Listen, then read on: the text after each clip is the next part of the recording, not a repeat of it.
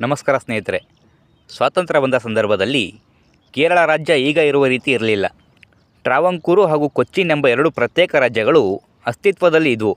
ಇನ್ನು ಕೇರಳದ ಅರ್ಧ ಭಾಗ ಮದ್ರಾಸ್ ರಾಜ್ಯಕ್ಕೆ ಸೇರಿತ್ತು. ಕೊಚ್ಚಿನ್ ಹಾಗೂ ಟ್ರಾವಂಕೂರು ಪ್ರದೇಶಗಳಿಗೆ ಪ್ರತ್ಯೇಕ ಸರ್ಕಾರಗಳು ರಚನೆಯಾಗಿದ್ದವು. ಸರ್ಕಾರದ ಮುಖ್ಯಸ್ಥರನ್ನು ಆಗ ಪ್ರಧಾನಮಂತ್ರಿಗಳು ಅಂತ ಕರೀತಾ ಇದ್ದರು. ಹೀಗೆ ಟ್ರಾವಂಕೂರು ರಾಜ್ಯಕ್ಕೆ ಪಿ.ಎ. ತನುಪಿಳ್ಳೈ ಹಾಗೂ ಟಿ.ಕೆ. ನಾರಾಯಣ ಪಿಳ್ಳೈರವರು ಪ್ರಧಾನಮಂತ್ರಿಗಳಾಗಿ ಕೆಲಸ ಮಾಡಿದ್ದರು. ಹಾಗೂ ಕೊಚ್ಚಿನ್ ರಾಜ್ಯಕ್ಕೆ P. Govinda Menon, T K. Nair, E. Ikkanda ವಾರಿಯರವರು ಪ್ರಧಾನಮಂತ್ರಿಗಳಾಗಿದ್ದರು. 1 ಜುಲೈ 1949ರಲ್ಲಿ ಟ್ರಾವಂಕೂರು ಹಾಗೂ ಕೊಚ್ಚಿನ್ ರಾಜ್ಯಗಳು ವಿಲೀನ ಆಗ್ತವೆ. ಟ್ರಾವಂಕೂರಿನ ಪ್ರಧಾನಮಂತ್ರಿಗಳಾಗಿದ್ದ ಟಿ.ಕೆ. ನಾರಾಯಣ ಪಿಳ್ಳೈರವರೇ ಹೊಸ ರಾಜ್ಯದ ಪ್ರಧಾನಮಂತ್ರಿಗಳಾಗಿ ಮುಂದುವರಿತಾರೆ. 1950 ಜನವರಿ 26ಕ್ಕೆ ಸಂವಿಧಾನ ರಚನೆ ಆದ ಮೇಲೆ ಟ್ರಾವಂಕೂರು ಕೊಚ್ಚಿನ್ಗೆ ರಾಜ್ಯದ ಮಾನ್ಯತೆ ದೊರೆಯುತ್ತೆ. ಅದರ ಪ್ರಧಾನಮಂತ್ರಿಗಳನ್ನು ನಂತರ ಮುಖ್ಯಮಂತ್ರಿಗಳೆಂದು ಕರೆಯಲಾಗುತ್ತೆ. ಟಿ.ಕೆ. ನಾರಾಯಣ ಪಿಳ್ಳೈರವರೇ ಅದರ ಮುಖ್ಯಮಂತ್ರಿಗಳಾಗಿ ಮುಂದುವರಿತಾರೆ. ಕೇರಳದ ನಾರ್ತ್ ಪರೂರಿನವರಾದ ಪಿಳ್ಳೈರವರು ಸ್ವಾತಂತ್ರ್ಯ ಹೋರಾಟದಲ್ಲಿ ತೊಡಗಿಸಿಕೊಂಡಿದ್ದವರು. ಸ್ವಾತಂತ್ರ್ಯದ ನಂತರ ಟ್ರಾವಂಕೂರಿನ ಪ್ರಧಾನಮಂತ್ರಿಗಳಾಗಿ ಹಾಗೂ ಟ್ರಾವಂಕೂರು ಕೊಚ್ಚಿನ್ ರಾಜ್ಯದ ಮೊದಲ ಮುಖ್ಯಮಂತ್ರಿಗಳಾಗಿ ಕೆಲಸ ಮಾಡಿದ್ದಾರೆ. ಇವರ ನಂತರ ಸಿ. ಕೇಶವನ್ರವರು ಟ್ರಾವಂಕೂರು ಕೊಚ್ಚಿನ್ ರಾಜ್ಯದ ಮುಖ್ಯಮಂತ್ರಿ ಆಗ್ತಾರೆ. ಇವರು ಕೇರಳದ ಮಯ್ಯನಾಡ್ನವರು. ಟ್ರಾವಂಕೂರು ರಾಜ್ಯದಲ್ಲಿ ಮಂತ್ರಿಯಾಗಿದ್ದ ಇವರು ಕೊಚ್ಚಿನ್ ಟ್ರಾವಂಕೂರು ರಾಜ್ಯದ 2ನೇ ಮುಖ್ಯಮಂತ್ರಿಗಳಾಗಿ ಆಯ್ಕೆಯಾಗ್ತಾರೆ. 1952ರಲ್ಲಿ ಮೊದಲ ಬಾರಿ ಚುನಾವಣೆ ಘೋಷಣೆಯಾಗುತ್ತೆ. 108 ಸದಸ್ಯ ಬಲವಿದ್ದ ಕೇರಳ ವಿಧಾನಸಭೆಗೆ 55 ಸ್ಥಾನ ಬೇಕಿತ್ತು. ಟ್ರಾವಂಕೂರು ತಮಿಳುನಾಡು ಕಾಂಗ್ರೆಸ್ ಹಾಗೂ ಕಮ್ಯುನಿಸ್ಟ್ ಪಕ್ಷದ ಜೊತೆ ಸೇರಿ ಸಮ್ಮಿಶ್ರ ಸರ್ಕಾರ ರಚನೆ ಮಾಡುತ್ತೆ.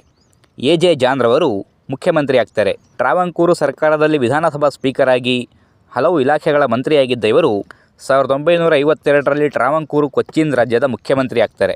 ಆದರೆ 2 ವರ್ಷಕ್ಕೆ ಟ್ರಾವಂಕೂರು ತಮಿಳುನಾಡು ಪಕ್ಷ ಬೆಂಬಲ ವಾಪಸ್ ಪಡ್ಕೊಳ್ಳುತ್ತೆ. ಸರ್ಕಾರ ಅಧಿಕಾರ ಕಳ್ಕೊಳ್ಳುತ್ತೆ.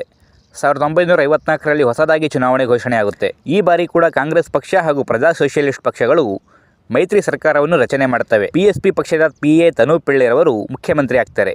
ಟ್ರಾವಂಕೂರಿನ ಮೊದಲ ಪ್ರಧಾನಿಯಾಗಿದ್ದ ಇವರು ಕೇರಳದ ಮುಖ್ಯಮಂತ್ರಿಯಾಗಿ ಆಂಧ್ರ ಹಾಗೂ ಪಂಜಾಬ್ ರಾಜ್ಯಗಳ ರಾಜ್ಯಪಾಲರಾಗಿ ಕೆಲಸ ಮಾಡಿದ್ದಾರೆ. ಇವರ ನಂತರ ಕಾಂಗ್ರೆಸ್ ಪಕ್ಷದ ಪಿ. ಗೋವಿಂದ ಮೆನನ್ರವರು ಮುಖ್ಯಮಂತ್ರಿ ಆಗ್ತಾರೆ. ಕೊಚ್ಚಿನ್ನ ಮೊದಲ ಪ್ರಧಾನಿಯಾಗಿದ್ದ ಇವರು ಸಂಸದರಾಗಿ ಹಾಗೂ ಕೇಂದ್ರ ರೈಲ್ವೆ ಮಂತ್ರಿಯಾಗಿ ಕೆಲಸ ಮಾಡಿದ್ದಾರೆ. ಇನ್ನು ಇವರ ಮುಖ್ಯಮಂತ್ರಿ ಅವಧಿ ಮುಗಿಯುವ ಮುನ್ನವೇ 1956ರಲ್ಲಿ ಭಾಷಾವಾರು ರಾಜ್ಯಗಳ ರಚನೆಯ ಸಲುವಾಗಿ ಟ್ರಾವಂಕೂರು ಕೊಚ್ಚಿನ್ ಸರ್ಕಾರ ರದ್ದಾಗುತ್ತೆ. ರಾಷ್ಟ್ರಪತಿ ಆಳ್ವಿಕೆ ಬರುತ್ತೆ. 1956ರಲ್ಲಿ ಮದ್ರಾಸ್ ರಾಜ್ಯಕ್ಕೆ ಸೇರಿದ್ದ ಮಲಯಾಳಂ ಮಾತನಾಡುವ ಪ್ರದೇಶವನ್ನು ಟ್ರಾವಂಕೂರು ಕೊಚ್ಚಿನ್ ರಾಜ್ಯಕ್ಕೆ ಸೇರಿಸಿ ಹೊಸದಾಗಿ ಕೇರಳ ರಾಜ್ಯ ಎಂದು ನಾಮಕರಣ ಮಾಡಲಾಗುತ್ತೆ. 1957ರಲ್ಲಿ ಕೇರಳ ರಾಜ್ಯಕ್ಕೆ ಚುನಾವಣೆ ನಡೆದು ಕಮ್ಯುನಿಸ್ಟ್ ಪಕ್ಷದ ನಂಬೂತಿರಿ ಪಾದರವರು ಪಕ್ಷೇತರ ಅಭ್ಯರ್ಥಿಗಳ ಬೆಂಬಲದೊಂದಿಗೆ ಮುಖ್ಯಮಂತ್ರಿ ಆಗ್ತಾರೆ. ಅಧಿಕಾರಕ್ಕೆ ಬಂದ ನಂತರ ಸುಗ್ರೀವಾಜ್ಞೆಯ ಮೂಲಕ ಭೂ ಸುಧಾರಣಾ ಮಸೂದೆ ಹಾಗೂ ಶಿಕ್ಷಣ ಮಸೂದೆಯನ್ನು ತರ್ತಾರೆ. ಅದಕ್ಕೆ ವಿರುದ್ಧವಾಗಿ ರಾಜ್ಯಾದ್ಯಂತ ಕಮ್ಯುನಿಸ್ಟ್ ವಿರುದ್ಧ ವಿಮೋಚನಾ ಸಮರಂ ಹೆಸರಲ್ಲಿ ಹೋರಾಟ ಶುರು ಆಗುತ್ತೆ. ಹಲವಾರು ಜನ ಪ್ರಾಣ ಕಳ್ಕೋತಾರೆ. ಕೇಂದ್ರ ಸರ್ಕಾರ ಮಧ್ಯಪ್ರವೇಶ ಮಾಡಿ ಕೇರಳ ಸರ್ಕಾರವನ್ನು ರದ್ದು ಮಾಡ್ತಾರೆ. ಮೊದಲು ಚುನಾಯಿತ ಸರ್ಕಾರವನ್ನು ರದ್ದು ಮಾಡಲು ನೆಹರು ಹಿಂದೇಟು ಹಾಕ್ತಾರೆ. ಇಂದಿರಾ ಗಾಂಧಿ ಅವರ ಮನವೊಲಿಸಿ ಸರ್ಕಾರ ರದ್ದಾಗುವಂತೆ ಮಾಡ್ತಾರೆ. 2 ವರ್ಷಕ್ಕೆ ಕಮ್ಯುನಿಸ್ಟರ ಸರ್ಕಾರ ಅಧಿಕಾರ ಕಳ್ಕೊಳ್ಳುತ್ತೆ. ಕೇರಳದಲ್ಲಿ ರಾಷ್ಟ್ರಪತಿ ಆಳ್ವಿಕೆ ಬರುತ್ತೆ. 1960ರಲ್ಲಿ ಮತ್ತೊಮ್ಮೆ ಚುನಾವಣೆ ನಡೆದು ಕಾಂಗ್ರೆಸ್ ಬೆಂಬಲದೊಂದಿಗೆ ಪಿ.ಎಸ್.ಪಿ ಪಕ್ಷದ ತನುಪಿಳ್ಳೈರವರು ಮತ್ತೊಮ್ಮೆ ಮುಖ್ಯಮಂತ್ರಿ ಆಗ್ತಾರೆ. 1962ರಲ್ಲಿ ಪಂಜಾಬಿನ ರಾಜ್ಯಪಾಲರಾಗಿ ಆಯ್ಕೆಯಾದ ಇವರು ಕೇರಳದ ಸಿ.ಎಂ ಸ್ಥಾನಕ್ಕೆ ರಾಜೀನಾಮೆ ಕೊಡ್ತಾರೆ. ಕಾಂಗ್ರೆಸ್ ಪಕ್ಷದ ಆರ್. ಶಂಕರ್ ಅವರು ಕೇರಳದ ಮುಖ್ಯಮಂತ್ರಿ ಆಗ್ತಾರೆ. ತನುಪಿಳ್ಳೈ ಸರ್ಕಾರದಲ್ಲಿ ಉಪಮುಖ್ಯಮಂತ್ರಿ ಹಾಗೂ ಹಣಕಾಸು ಇಲಾಖೆಯ ಮಂತ್ರಿಯಾಗಿದ್ದ ಇವರು ಅವರ ರಾಜೀನಾಮೆ ನಂತರ ಮುಖ್ಯಮಂತ್ರಿ ಆಗ್ತಾರೆ. ಅವಧಿ ಮುಗಿಯುವ ಮುನ್ನವೇ ಅವಿಶ್ವಾಸ ನಿರ್ಣಯದ ಮೂಲಕ ಮುಖ್ಯಮಂತ್ರಿ ಸ್ಥಾನದಿಂದ ಕೆಳಗಿಳಿತಾರೆ. ಕೇರಳದಲ್ಲಿ ಮತ್ತೊಮ್ಮೆ ರಾಷ್ಟ್ರಪತಿ ಆಳ್ವಿಕೆ ಬರುತ್ತೆ. 1965ರಲ್ಲಿ ಮತ್ತೊಮ್ಮೆ ಚುನಾವಣೆ ನಡೆದು ಯಾರಿಗೂ ಬಹುಮತ ಬಾರದೆ ಮೈತ್ರಿ ಸರ್ಕಾರವು ರಚನೆಯಾಗದೆ ಮತ್ತೆ ರಾಷ್ಟ್ರಪತಿ ಆಳ್ವಿಕೆ ಮುಂದುವರಿಯುತ್ತೆ. 1967ರಲ್ಲಿ ಮತ್ತೆ ಚುನಾವಣೆ ನಡೆದು ಸಿ.ಪಿ.ಐ, ಸಿ.ಪಿ.ಐ.ಎಂ, ಮುಸ್ಲಿಂ ಲೀಗ್ ಮುಂತಾದ ಪಕ್ಷಗಳು ಸೇರಿ ರಚಿಸಿದ್ದ ಸಪ್ತಕಕ್ಷಿ ಮುನ್ನಾನಿ ಮೈತ್ರಿಕೂಟ ಬೃಹತ್ ಬಹುಮತದ ಮೂಲಕ ಅಧಿಕಾರಕ್ಕೆ ಬಂದು ಸಿ.ಪಿ.ಐ.ಎಂ ಪಕ್ಷದ ನಂಬೂತರಿ ಪಾದರವರು ಮತ್ತೊಮ್ಮೆ ಮುಖ್ಯಮಂತ್ರಿ ಆಗ್ತಾರೆ. ಆದರೆ ಮೈತ್ರಿಕೂಟದಲ್ಲಿ ಭಿನ್ನಮತ ಉಂಟಾಗಿ ಸರ್ಕಾರ ಪತನ ಆಗುತ್ತೆ. ಸಿ.ಪಿ.ಐ ಪಕ್ಷದ ಸಿ. ಅಚ್ಯುತ ಮೆನನ್ರವರು ಕಾಂಗ್ರೆಸ್ ಪಕ್ಷದ ಬಾಹ್ಯ ಬೆಂಬಲದೊಂದಿಗೆ ಮುಖ್ಯಮಂತ್ರಿ ಆಗ್ತಾರೆ. ಹಲವಾರು ಬಾರಿ ಕೇರಳದ ವಿಧಾನಸಭೆ ಸದಸ್ಯರಾಗಿ, ಸಚಿವರಾಗಿ, ರಾಜ್ಯಸಭಾ ಸದಸ್ಯರಾಗಿ ಕೆಲಸ ಮಾಡಿದ್ದಾರೆ. ಮೈತ್ರಿ ಪಕ್ಷಗಳ ಆಂತರಿಕ ಗುಂಪುಗಾರಿಕೆಯಿಂದಾಗಿ ಇವರ ಸರ್ಕಾರ ಕೂಡ 275 ಜನಕ್ಕೆ ಪತನ ಆಗಿ ರಾಷ್ಟ್ರಪತಿ ಆಳ್ವಿಕೆ ಬರುತ್ತೆ. 1970ರಲ್ಲಿ ಚುನಾವಣೆ ನಡೆದು ಮೈತ್ರಿಕೂಟ ರಚಿಸಿ CPI ಪಕ್ಷದ ಸಿ ಅಚ್ಯುತಾನಂದರವರು ಮತ್ತೊಮ್ಮೆ ಮುಖ್ಯಮಂತ್ರಿ ಆಗ್ತಾರೆ. ಮೊದಲ ಪೂರ್ಣಾವಧಿಯ ಸರ್ಕಾರ ನಡೆಸ್ತಾರೆ. 1977ರಲ್ಲಿ ಬಹುಮತ ಪಡೆದ ಕಾಂಗ್ರೆಸ್ ನೇತೃತ್ವದ ಯುನೈಟೆಡ್ ಫ್ರಂಟ್ ಸರ್ಕಾರ ರಚಿಸಿ ಕೆ ಕರುಣಾಕರನ್ರವರು ಮುಖ್ಯಮಂತ್ರಿ ಆಗ್ತಾರೆ. ಕೇರಳದ ಗೃಹ ಮಂತ್ರಿಯಾಗಿ, ವಿಪಕ್ಷ ನಾಯಕರಾಗಿ, ಲೋಕಸಭೆ ಹಾಗೂ ರಾಜ್ಯಸಭೆಯ ಸಂಸದರಾಗಿ, ಕೇಂದ್ರದಲ್ಲಿ ಕೈಗಾರಿಕೆ ಮಂತ್ರಿಯಾಗಿ ಕೆಲಸ ಮಾಡಿದ್ದಾರೆ. ಇವರು ಕೇರಳದ ಗೃಹ ಮಂತ್ರಿಯಾಗಿದ್ದ ಸಂದರ್ಭದಲ್ಲಿ ತುರ್ತು ಪರಿಸ್ಥಿತಿಯ ಕಾರಣ ಬಂಧನಕ್ಕೆ ಒಳಗಾಗಿದ್ದ ವಿದ್ಯಾರ್ಥಿ ಚಿತ್ರಹಿಂಸೆಯಿಂದ ಪ್ರಾಣ ಕಳ್ಕೊಂಡಿದ್ದ. ಇವರು ಮುಖ್ಯಮಂತ್ರಿ ಆದಾಗ ಅದರ ವಿರುದ್ಧ ಹೋರಾಟ ನಡೆದು 33 ದಿನಕ್ಕೆ CM ಸ್ಥಾನಕ್ಕೆ ರಾಜೀನಾಮೆ ಕೊಡ್ತಾರೆ. ಅವರ ಬದಲು ಕೇರಳ ಕಾಂಗ್ರೆಸ್ ರಾಜ್ಯಾಧ್ಯಕ್ಷರಾಗಿದ್ದ AK ಆಂಟೋನಿರವರು ಕೇರಳದ ಮುಖ್ಯಮಂತ್ರಿ ಆಗ್ತಾರೆ. ಕೇರಳದ ಮುಖ್ಯಮಂತ್ರಿಯಾಗಿ, ವಿಪಕ್ಷ ನಾಯಕರಾಗಿ, ರಾಜ್ಯಸಭಾ ಸದಸ್ಯರಾಗಿ, ಕೇಂದ್ರ ಸರ್ಕಾರದಲ್ಲಿ ಆಹಾರ ಮತ್ತು ನಾಗರಿಕ ಸರಬರಾಜು ಇಲಾಖೆ ಹಾಗೂ ರಕ್ಷಣಾ ಇಲಾಖೆಯ ಮಂತ್ರಿಗಳಾಗಿ ಕೆಲಸ ಮಾಡಿದ್ದಾರೆ. ಇಂದಿರಾ ಗಾಂಧಿಯೊಂದಿಗೆ ಮನಸ್ತಾಪ ಹೊಂದಿದ್ದ ಇವರು ಚಿಕ್ಕಮಗಳೂರು ಕ್ಷೇತ್ರಕ್ಕೆ ಇಂದಿರಾ ಗಾಂಧಿ ಸ್ಪರ್ಧಿಸಲು ಟಿಕೆಟ್ ಕೊಟ್ಟಿದ್ದ ಕಾಂಗ್ರೆಸ್ ನಿಲುವನ್ನು ಪ್ರತಿಭಟಿಸಿ ಮುಖ್ಯಮಂತ್ರಿ ಸ್ಥಾನಕ್ಕೆ ರಾಜೀನಾಮೆ ಕೊಡ್ತಾರೆ. ಕಮ್ಯುನಿಸ್ಟ್ ಪಕ್ಷದ PK ವಾಸುದೇವ ನಾಯರ್ ಅವರು ಮುಖ್ಯಮಂತ್ರಿ ಆಗ್ತಾರೆ. ಹಲವು ಬಾರಿ ಲೋಕಸಭೆಯ ಸಂಸದರಾಗಿದ್ದ ಇವರು 1977ರಲ್ಲಿ ಕೇರಳ ವಿಧಾನಸಭೆಗೆ ಆಯ್ಕೆಯಾಗಿ ಕರುಣಾಕರನ್ ಹಾಗೂ AK ಆಂಟೋನಿ ಸರ್ಕಾರದಲ್ಲಿ ಕೈಗಾರಿಕಾ ಮಂತ್ರಿ ಆಗ್ತಾರೆ. AK ಆಂಟೋನಿ ರಾಜೀನಾಮೆಯ ನಂತರ ಮುಖ್ಯಮಂತ್ರಿ ಆಗ್ತಾರೆ. ಆದರೆ 1 ವರ್ಷದ ಒಳಗೆ ಮೈತ್ರಿಯಲ್ಲಿ ಭಿನ್ನಮತ ಉಂಟಾಗಿ ಮುಖ್ಯಮಂತ್ರಿ ಸ್ಥಾನಕ್ಕೆ ರಾಜೀನಾಮೆ ಕೊಡ್ತಾರೆ. ಅವರ ನಂತರ ಮುಸ್ಲಿಂ ಲೀಗ್ ಪಕ್ಷದ CH ಮೊಹಮ್ಮದ್ ಕೋಯರ್ ಅವರು ಮುಖ್ಯಮಂತ್ರಿ ಆಗ್ತಾರೆ. ಕೇರಳದ ವಿಧಾನಸಭಾ ಸ್ಪೀಕರ್ ಆಗಿ, ಹಣಕಾಸು, ಗೃಹ, ಶಿಕ್ಷಣ ಇಲಾಖೆ ಮಂತ್ರಿಗಳಾಗಿ, ಕೇರಳದ ಮುಖ್ಯಮಂತ್ರಿ ಹಾಗೂ ಉಪಮುಖ್ಯಮಂತ್ರಿಗಳಾಗಿ ಕೆಲಸ ಮಾಡಿದ್ದಾರೆ. ಇವರು ಮುಖ್ಯಮಂತ್ರಿ ಆಗಿದ್ದಕ್ಕಿಂತ ಶಿಕ್ಷಣ ಮಂತ್ರಿಯಾಗಿ ಹೆಚ್ಚು ಪ್ರಶಂಸೆ ಪಡ್ಕೊಂಡಿದ್ದರು. ಇವರು CM ಆದ 53 ದಿನಕ್ಕೆ ಮೈತ್ರಿಕೂಟದ ಕಾಂಗ್ರೆಸ್ಸಿನ AK ಆಂಟೋನಿ ಬೆಂಬಲಿಗರು ಸರ್ಕಾರಕ್ಕೆ ನೀಡಿದ್ದ ಬೆಂಬಲ ವಾಪಸ್ ಪಡ್ಕೊಳ್ತಾರೆ.